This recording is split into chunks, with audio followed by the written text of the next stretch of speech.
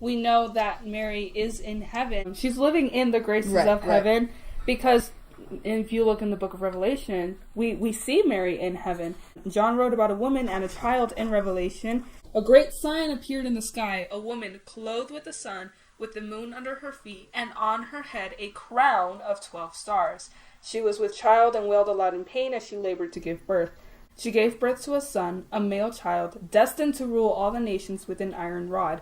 Her child was caught up to God and his throne. That's a pretty, detailed... That's a pretty detailed description of what she looked like for her to just have been, spirit into heaven. So, people have been assumed into heaven. This is Bible canon. It's not... And it's reserved for the most important people. Yeah, the most righteous people. You even see Moses and Elijah as full beings when they're talking to Jesus in the Transfiguration. Right.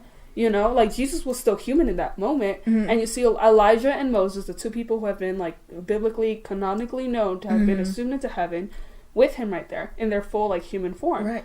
And spirits can't be, seen, spirits don't have bodies. They're just there.